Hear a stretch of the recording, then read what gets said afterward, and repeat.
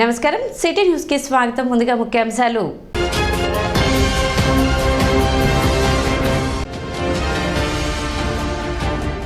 రాష్ట్రంలో గతంలో ఎప్పుడు చూడని దారుణమైన ప్రభుత్వాన్ని వైసీపీ రూపంలో చూస్తున్నాం.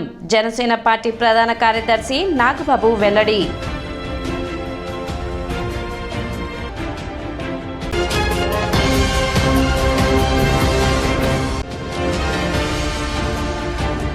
బీసీ సంఘ నాయకులను నియంత్రించడం ఏ పార్టీ తరం కాదు. బీసీ సంక్షేమ సంఘం రాష్ట్ర అధ్యక్షులు కేసన శంకర్రావు వెల్లడి.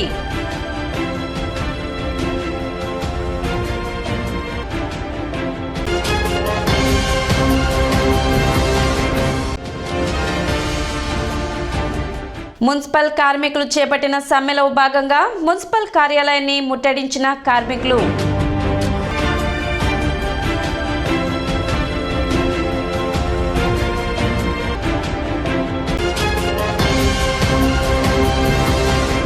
రాష్ట్రంలో గతంలో ఎప్పుడు చూడని దారుణమైన ప్రభుత్వాన్ని వైసీపీ రూపంలో చూస్తున్నామని జనసేన పార్టీ ప్రధాన కార్యదర్శి నాగబాబు తెలిపారు. తెనాలి జనసేన కార్యాలయంలో కార్యకర్తల సమావేశం జరిగింది. ఈ సమావేశంలో జనసేన పార్టీ ప్రధాన కార్యదర్శి నాగబాబు పాల్గొన్నారు. ఈ సందర్భంగా కొణిదెల నాగబాబు మాట్లాడుతూ ఓడిపోయే కొద్దీ బలపడే నాయకుడు పవన్ కళ్యాణ్ అని, అధికారం కోసం కాకుండా రాబోయే తరాల కోసం పెట్టిన పార్టీ జనసేన పార్టీ అని, జనసేన ఓడిన తర్వాత చాలామంది నాయకులు వెళ్ళిపోయారు. కానీ ఆ సమయంలో పవన్ కళ్యాణ్ పక్కన ఉన్న లీడర్షిప్ ఉన్న వ్యక్తి నాదెండ్ల మనోహర్ అని అన్నారు. పార్టీలో పవన్ కళ్యాణ్ తర్వాత స్థానం కలిగిన ముఖ్యమైన వ్యక్తి నాదెండ్ల మనోహర్ అని, జనసేన పార్టీకి కష్టపడి పనిచేసే వ్యక్తి నాదెండ్ల మనోహర్ అని నాగబాబు తెలిపారు. 10 ఏళ్ల నుంచి కష్టపడి నిజాయితీగా పనిచేస్తూ విడిపోయిన ప్రజల కోసం, యువత కోసం వారికి అండగా నిలబడాలని పవన్ కళ్యాణ్ ఎప్పుడు చెబుతారని తెలిపారు. పవన్ కళ్యాణ్ ఓడినా గెలిచినా రాబోయే 25 సంవత్సరాలు పోరాటం చేస్తూనే ఉంటారని వెల్లడించారు. జగన్ ప్రభుత్వం రాష్ట్రంలో ప్రజలతో కలవకుండా పవన్ కళ్యాణ్ చంద్రబాబుకు అన్ని రకాలుగా అడ్డంకులు సృష్టించారని, ఇలాంటి ప్రభుత్వాన్ని దించకపోతే మనకు జీవితం లేదని తెలిపారు. మరోసారి జగన్ అధికారంలోకి వస్తే రాష్ట్రంలో 50% మంది ప్రజలు బ్రతకలేక వలసలు వెళ్ళిపోతారని తెలిపారు. చంద్రబాబు నాయుడు లాంటి ఎక్స్పీరియన్స్ ఉన్న పవన్ లాంటి గ్రేట్ లీడర్ సారథ్యంలో ఆంధ్రప్రదేశ్లో స్వర్ణయుగాన్ని చూడబోతున్నారని నాగబాబు తెలిపారు. ఓటమికి భయపడని వ్యక్తి కన్నా ప్రమాదకరమైన వ్యక్తి ఎవరు లేరు. మేము రాబోయే 25 సంవత్సరాలు పవన్ కళ్యాణ్ గారు ఫైట్ చేస్తూనే ఉంటారు. మేము అధికారం రాలేదు కాబట్టి గమ్ముగా ఉండాల్సిన అవసరం లేదు. ఇలా పోరాడుతూనే ఉంటాం. ఖచ్చితంగా ఆమ్ ట్విస్ట్ చేసి మంచి ప్రభుత్వాన్ని ఏర్పరుస్తాం. ఒక రకంగా నేను టీడీపీ ప్రభుత్వాన్ని నేను కూడా విమర్శించిన సందర్భాలు ఉన్నాయి. That is only some ideological differences, కొన్ని లోటుపాట్లు ఉండొచ్చు. కానీ ఆ రోజున్న టీడీపీ చంద్రబాబు నాయుడు ప్రభుత్వంలో డెమోక్రసీని ఆయన ఎక్కడ పాడు చేయాలి. అందుకనే ఈ జగన్మోహన్ రెడ్డి అనే వ్యక్తి పాదయాత్ర చేస్తున్నప్పుడు ఎక్కడ ఆటంకం పెట్టాల. అదే పవన్ కళ్యాణ్ గారు వైజాగ్ వచ్చినప్పుడు ఈ వైసీపీ దుష్ట ప్రభుత్వం ఆయన వెళ్ళనీయకుండా అడ్డం పెట్టేసి చాలా ఇష్యూ చేసింది. చంద్రబాబు గారిని అనేక సందర్భాలు ఇబ్బందులు పెట్టింది. ఆయన పబ్లిక్లో మాట్లాడటానికి కూడా ఇంటరాక్షన్ లేకుండా చేసింది. అలాగే చంద్రబాబు గారు కష్టాల్లో ఉన్నప్పుడు పలకరిద్దామని వచ్చిన కళ్యాణ్ బాబుని అడ్డం పెట్టింది. అక్కడ ఫ్లైట్ లేకుండా ఆఫ్ చేసింది. వస్తుంటే ఆఫీస్కి వచ్చి మాట్లాడదామంటే రోడ్ల మీద ఆఫ్ చేశారు. ఇక మాకేమైందంటే ఖచ్చితంగా మాకేమనిపించిందంటే ఇలాంటి ప్రభుత్వాన్ని దించకపోతే మనకు లైఫ్ లేదు. ఈ తెలంగాణ విడిపోతున్నప్పుడు బాధపడటం అంటే మనకు లేదు కదా. హైదరాబాద్ లాంటి రాజధాని ఎలాగ మరి మన ఆదాయం ఎట్లాగా మన ప్రజలకు ఎట్లా ఆలోచిస్తున్నప్పుడు ఈ మాట చెప్పారు కదా, ఇంగ్లాండ్ లాగా అయిపోద్ది, ఫ్రాన్స్ లాగా అయిపోద్ది మన ప్రజలని. నిజంగా అయిపోయింది. ఇవాళ ఎలా అయిందంటే ఇథియోపియా లాగా కరువు ప్రాంతాలు ఉన్నాయి కొన్ని ఆఫ్రికా దేశాలు, అలాంటి పరిస్థితులు ఉన్నాయి. ఇవాళ 23 నుంచి 24 లక్షల మంది ప్రజలు వలస వెళ్ళిపోయారు. ఇది బిగ్గెస్ట్ అంటే సమస్య ఆంధ్రప్రదేశ్కి. 24 లక్షల మంది అంటే ఇక్కడ బతకలేక వెళ్ళిపోతున్నారు. మన ఎన్విరాన్మెంట్ నాశనం అయిపోయింది, మన పర్యావరణం నాశనం అయిపోయింది, తాగే నీరు కలుషితం అయిపోయింది, పీల్చే గాలి కలుషితం అయిపోయింది. ఇవాళ ప్రతి ఇంట్లో చూడండి కనీసం దగ్గకుండా ఒక్కరు కూడా ఉండడు. ప్రభుత్వానికి సంబంధించిన కొద్దిమంది నాయకులు, చాలామంది నాయకులు లక్షలు వేల కోట్ల రూపాయల ఆదాయం గంజాయి ద్వారా సంపాదిస్తున్నారు. బ్లేడ్ బ్యాచ్ అండ్ గంజాయి బ్యాచ్ తయారయ్యారు కుర్రోళ్ళు. ఎందుకు తయారవరు? వాళ్ళకి సరైన ఉపాధి సౌకర్యం కల్పిస్తే ఏ యూత్ కూడా తప్పుడు దారులు రావరు. వాళ్ళకు శక్తి అది యూత్ అనేది. వాళ్ళని సరైన దారిలో పెట్టాలి. ఉద్యోగం లేకుండా తల్లిదండ్రులకు భారంగా మారిన కుర్రోళ్ళకి ఫ్రస్ట్రేషన్లో ఎలాంటి తప్పులని చేస్తారు. ఇవాళ వైసీపీ ప్రభుత్వం చేసే దుర్మార్గమైనటువంటి విధానాలు ఇక్కడున్న ప్రతి ఒక్కరికి నాకన్నా ఎక్కువ తెలుసు. ఆ విషయంలో నాకు ఏ డౌట్ లేదు. మీకు నేను ప్రత్యేకంగా చెప్పాల్సిన అవసరం లేదు. నాయన మాకు ఏమి వద్దు, నువ్వేమి చేయొద్దు, మమ్మల్ని బతకని చాలు అన్నారు. అది చేస్తే నువ్వు చాలా గొప్ప అన్నారు. అది కూడా బతకనివ్వట్లా ఈ వైసీపీ ప్రభుత్వం. లేని ఉన్నదాన్ని ఏదన్నా ఉంటే తగ్గించాల్సింది పోయి ఇంకా బాగా పెంచి తద్వారా divide and rule among people చేసి ఏమి బాగుకోవాలని చూస్తారు. చాలా అలాంటి పనులు చేసి చాలా అవినీతి అంటే ఒక రాక్షసత్వంతో కూడినటువంటి పరిపాలన చేస్తారు. చంద్రబాబు నాయుడు గారితో అలాగా ఆయన ఒక డెమోక్రటిక్గా పరిపాలించాడు. టీడీపీలో మేబీ ఒక పరిపాలనా పరమైనవో లేకపోతే ఐడియాలజీ పరంగా కొన్ని విభేదాలు ఉన్నా ఇవాళ ఉన్న పరిస్థితిలో ఫ్రీడమే ఉండింది టీడీపీ ప్రభుత్వంలో. మాకు మాట్లాడటానికి అధికారం ఉంది. ఇతను ఇవాళ మాట్లాడటానికి కూడా ఎవరికి శక్తిని ఇవ్వట్ల. కామన్ మెన్ కూడా నోటు తెరిచి మాట్లాడటానికి భయపడుతున్నారు. కాబట్టి మేము వైసీపీ చాలా అప్రతితంగా ముందుకెళ్తుంది, మేము చాలా గొప్పగా చేస్తున్నాం, మా పథకాలు మమ్మల్ని గెలిపిస్తాయని మాట్లాడుతున్నారు. ఖచ్చితంగా ప్రతి ఓటరు ప్రతి వాడికి తెలుసు నా దగ్గర ఒక వజ్రాయుధం ఉంది. దీంతో 2024 ఎలక్షన్స్లో తిరుగులేని దెబ్బ కొడతాను ప్రతి వాడికి ఉంది. వాళ్ళ మనోభావం మాకు తెలుసు. టీడీపీ ప్రభుత్వం ఇచ్చింది, నువ్వు ఇచ్చావు, రేపొద్దున అలయన్స్ జనసేన టీడీపీ అలయన్స్ ప్రభుత్వం ఇచ్చి తీరుతుంది. కాకపోతే పేర్లు ఏదైనా అటు ఇటుగా మారచ్చు, 10 రూపాయలు అటు ఇటుగా తేడా వస్తుంది తప్ప నువ్వేం చేసావు అదే చేస్తారు, ఎవరైనా అదే చేయాల్సిందే.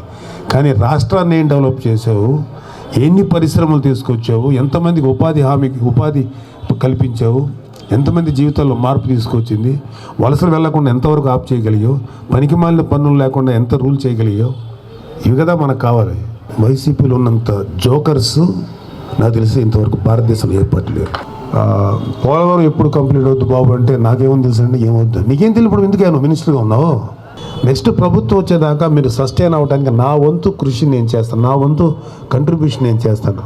That is called vision of a leader. అధికార పార్టీ నుంచి ప్రతిపక్ష పార్టీ అయినటువంటి జనసేన టీడీపీలోకి వలస వచ్చేస్తున్నారంటే ఎంత ఫ్రస్ట్రేట్ అయి ఉన్నారో తెలుస్తుంది అక్కడ వైసీపీ. జిల్లా పార్టీ అధ్యక్షులు గాదె వెంకటేశ్వరరావు, తెనాలి నియోజకవర్గ జనసేన పార్టీ నాయకులు, కార్యకర్తలు, మహిళలు, అభిమానులు పాల్గొన్నారు. చూసాం రాజకీయాల్లో మేము అధికారంలోకి వస్తేనే ఉంటాము, మాకు అధికారమే పరమావధి అని చెప్పి చేస్తున్నటువంటి ప్రస్తుత రాజకీయాల్లో మేము ఒకసారి ఈ రాష్ట్రంలో ప్రజలకి మాకు తోసినంత సేవ చేయాలి, మా కుటుంబాన్ని ఈ రాష్ట్ర ప్రజలందరూ కూడా హక్కును పెట్టుకున్నారు, దానికి రెసిప్రోకల్గా మేము కూడా ఏదో ఒకటి చేయాలి అనే ఒక ఆశయంతో ఆ రోజున పెద్దలు చిరంజీవి గారు కానీ, అక్కడి నుంచి చిరంజీవి గారితో ప్రయాణం చేసినటువంటి నాగబాబు గారు కానీ, ఈరోజు మన పార్టీ అధినాయకుడు పవన్ కళ్యాణ్ గారు కానీ ఎక్కడా కూడా ధైర్యం సన్నగిల్లప్పటి నుంచి కూడా చూడండి. ఒకసారి 2009 నుంచి కూడా రకరకాలు అనుకున్నారు, జనం అనుకుంటారు. కానీ జనం అనుకునేది తీసి పక్కన పెడితే వాస్తవ రూపంలో ఏమి కనిపిస్తుంది వాస్తవంగా మనకి ఇవాళ. ఆ రోజు నుంచి కూడా ఎవడెన్ని కారుకూతలు కూసినా, ఎవడెన్ని పిచ్చి పిచ్చి ప్రేలాపనలు చేసినా కానీ మేము ఒక ఆశయంతో వచ్చాము, ఆ ఆశయం నెరవేరే వరకు కూడా మేము ఎక్కడికి పోము అనే సంకేతాలు ఇవాళ ఇవ్వటం కోసమే ఇవాళ నాగబాబు గారు రాష్ట్రం అంతా కూడా తిరుగుతున్నారు. మీరందరూ కూడా గమనించండి ఒకసారి. మేము 2009లో ప్రయాణం మొదలుపెట్టాం. ఆ ప్రయాణం అనేది ఖచ్చితంగా శివరంకం వరకు వెళ్ళే వరకు కూడా మేము దానికోసమే ఆలోచిస్తున్నాం తప్పితే మధ్యలో ఉన్నటువంటి హడ్డిల్స్ ఏ రకంగా హడ్డిల్ అయినా కానీ చూసాం. 100 మీటర్లో హడ్డిల్ రన్నింగ్ ఉంటుంది. ఆ హడ్డిల్స్ అన్నింటిని కూడా దూకుకుంటూ వస్తామని ఇవాళ దూకుకుంటూనే ఈ రోజు వరకు కూడా. బీసీ సంఘాలను, సంఘ నాయకులను నియంత్రించడం ఏ రాజకీయ పార్టీ తరం కాదని రాష్ట్ర బీసీ సంక్షేమ సంఘ అధ్యక్షులు కేసన శంకర్రావు తెలిపారు. శనివారం తెనాలిలో ఏర్పాటు చేసిన విలేకరుల సమావేశంలో ఆయన మాట్లాడారు. రాష్ట్ర బీసీ సంక్షేమ సంఘం బీసీ అభివృద్ధికి నిరంతరం పనిచేస్తుందని తెలిపారు. అధికార స్వలాభం కోసం అన్ని రాజకీయ పార్టీలు బీసీలను ఓట్ బ్యాంక్గా చూశాయని, బీసీ కులాలు అస్తిత్వం కోల్పోయే విధంగా రాజకీయ పార్టీలు వ్యవహరించాయని తెలిపారు. కుల సంఘాలను విభజించి పాలించు సూత్ర ప్రాతిపదికపై రాష్ట్ర స్థాయి బీసీ సంక్షేమ సంఘాన్ని బలహీనపరచాలనే కుట్ర ఎప్పటికీ సాధ్యం కాదన్న విషయాన్ని రాజకీయ పార్టీలు గమనించాలని తెలిపారు. బీసీలు విఘ్నతతో ఆలోచించి రానున్న ఎన్నికల్లో ముందుకు వెళ్లాలని శంకర్రావు పిలుపునిచ్చారు. తెనాలి పట్టణ అధ్యక్షుడు కుర్రాశ్రీని గారి సారథ్యంలో విలేకరుల సమావేశం ఏర్పాటు చేయటం జరిగింది. ఆ సమావేశానికి ఉప్పాల రాజకిరణ్ గారు, శివాజీ గారు, అదేవిధంగా కృష్ణ గారు, తదితర నాయకులందరూ కూడా ఈ కార్యక్రమానికి హాజరవటం జరిగింది. బీసీ సంఘ నాయకులని, బీసీ సంఘాలని నియంత్రించడం అనేది ఏ రాజకీయ పార్టీ కూడా అవకాశం లేదనేది నేను చాలా స్పష్టంగా తెలియజేస్తూ ఉన్నాను.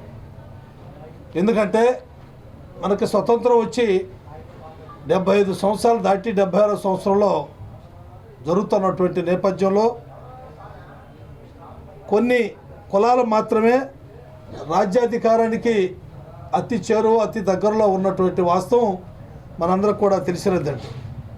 షెడ్యూల్ కులాల వారు, షెడ్యూల్ తెగల వారికి అలాంటి సౌకర్యం కల్పించినటువంటి విషయం కూడా మనందరికి కూడా తెలిసినటువంటి విషయమే. 340 ఆర్టికల్ని చేర్చి దాని ప్రకారంగా సామాజికంగా, విద్యాపరంగా వెనుకబడినటువంటి వర్గాలకి ఆర్థికంగా ఇతర స్థితిగతులు అధ్యయనం చేసి జాతీయ కమిషన్ని అవకాశం కల్పించినటువంటి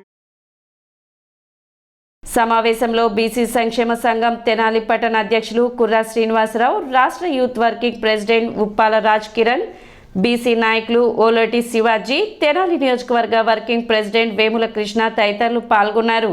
ఈ రోజున ఆంధ్రప్రదేశ్ బీసీ సంక్షేమ సంఘ అధ్యక్షులు శ్రీ కేశవ శంకర్రావు గారి నాయకత్వంలో ఆంధ్రప్రదేశ్లో మరి వివిధ పార్టీలు మరి బీసీలకి ఆకర్షణగా చేస్తున్న ఏర్పాట్లను బట్టి చూస్తుంటే మరి బీసీలందరూ ఒక తాటి మీద రావాలని చెప్పేసి వారు పిలుపునిచ్చారు. ఎక్కడైనా కానీ పోటీ చేస్తే ఆ బీసీ వ్యక్తిని బలపరిచే విధంగా అందరూ కూడా ప్రయత్నించాలని చెప్పేసి వారు చెబుతున్నారు. అదేవిధంగా ప్రతి ఒక్కరు కూడా అతనికి కృషి చేయాలని చెప్పేసి ఏదైనా కానీ మన బీసీలు ఒక తాటి మీద తీసుకొస్తున్న శంకర్రావు గారి నాయకత్వంలో అందరూ కూడా పనిచేయాలని చెప్పి తెలియపరచుకుంటూ మున్సిపల్ కార్మికులు చేపట్టిన సమ్మెలో భాగంగా శనివారం మున్సిపల్ కార్యాలయాన్ని ముట్టడించారు. 13వ రోజు మున్సిపల్ కార్మికులు మున్సిపల్ కార్యాలయం ఎదుట బైఠాయించి నిరసన వ్యక్తం చేశారు. కనీస వేతనాలు ఇవ్వాలని, సమాన పనికి సమాన వేతనం కల్పించాలని డిమాండ్ చేశారు. కార్మికుల సమస్యలు పరిష్కరించడంలో ప్రభుత్వంకి చిత్తశుద్ధి లేదని, ప్రభుత్వం తమని చర్చలకు పిలిచి కూరగాయలు బేరం మాడుతుందని, కార్మికులకు జీతాలు పెంచడానికి ప్రభుత్వ పెద్దలు ఆర్థిక ఇబ్బందులు అంటున్నారు. మరి ప్రైవేట్ వ్యక్తులతో పని చేయించుకొని 1000 రూపాయలు ఎలా ఇస్తున్నారని ప్రశ్నించారు. కరోనా సమయంలో రాత్రి పగలు తేడా లేకుండా కార్మికులతో పనులు చేయించుకొని ఈరోజు తమ కుటుంబాలను రోడ్డున పరేశారని ఆవేదన వ్యక్తం చేశారు. ప్రభుత్వం చర్చలు అంటారు, ఆర్థిక బాధలు అంటారు, బెదిరింపులకు పాల్పడతారు, పోటీ కార్మికులను తెస్తారు, మరోసారి చర్చలకు కూర్చుందామని అంటారు. సమస్యలు తీర్చే మార్గం మాత్రం వెతకరని ఆరోపించారు. కార్మికులను ఎన్ని రకాలుగా భయభ్రాంతులకు గురి చేసినా వెనకడుగు వేయమని, కార్మికుల న్యాయమైన డిమాండ్లను నెరవేర్చని పక్షంలో మరింత ఉధృతం చేస్తామని హెచ్చరించారు. నిత్యం అనునిత్యం మురుగులో, దుమ్ములో, ధూళిలో పనిచేసినట్టు కార్మికులు ఇవాళ అండర్ డ్రైనేజీలో కానీ, కాలువలు తీయటం కానీ, సత్యన శవాలెత్తడంలో కానీ, కుక్కలు తెచ్చినా, పందులు తెచ్చినా, వీధులు శుభ్రం చేయాలన్నా, మురుగు కాలువలు బాగు చేయాలన్నా, పేరుకుపోయిన చెత్త తీయాలన్నా, ఇవన్నింటిలో కూడా నిత్యం ఈ మురుగులో నిత్య జీవితం సహవాసం చేసే ఈ కార్మికుల సమస్యల్ని ప్రభుత్వం పట్టించుకోకపోగా 1000 రూపాయలు కూడా ఇవ్వడానికి వెనకాడకుండా చుట్టుపక్కల గ్రామాల నుంచి కానీ, పట్టణాల నుంచి కానీ కార్మికులు తీసుకొచ్చి ప్రతి కార్మికుడికి 1000 రూపాయలు కూడా డబ్బులు ఇచ్చి పోటీ కార్మికుల చేత పనిచేయించాలని చెప్పి ఊరుకోవడానికైతే నిర్ణయం తీసుకుంది. కానీ సమస్యలు చిత్తశుద్ధితో పరిష్కారం చేయడానికి మాత్రం ప్రభుత్వం ఒక అడుగు ముందుకేయకపోవడం వల్ల, చర్చల్లో చిత్తశుద్ధి లేకపోవడం వల్ల కార్మికులు తమ ఆవేదనని, ఆక్రోశాన్ని ఈ రకంగా మున్సిపల్ కార్యాలయాలు ముట్టడి పెట్టి ఈ రకంగా ప్రభుత్వానికి తమ నిరసన తీసుకొచ్చే పరిస్థితి ఇవాళ పాలకపక్షం తీసుకొచ్చింది. ఇప్పటికైనా చర్చల్లో మంచి చర్చలు జరపాలని చెప్పి మా డిమాండ్లు పరిష్కారం చేయాలని మేము కోరుతా ఉన్నాం. ఆ రకంగా డిమాండ్లు పరిష్కారం చేయకపోతే రేపు నుంచి సమ్మెను మరంత ఉధృతంగా తీసుకెళ్తామని చెప్పి మున్సిపల్ వర్కర్స్ ఎంప్లాయీస్ ఫెడరేషన్ తరఫున మేము ప్రభుత్వం ఇప్పుడు ఒక చిన్న విరామం.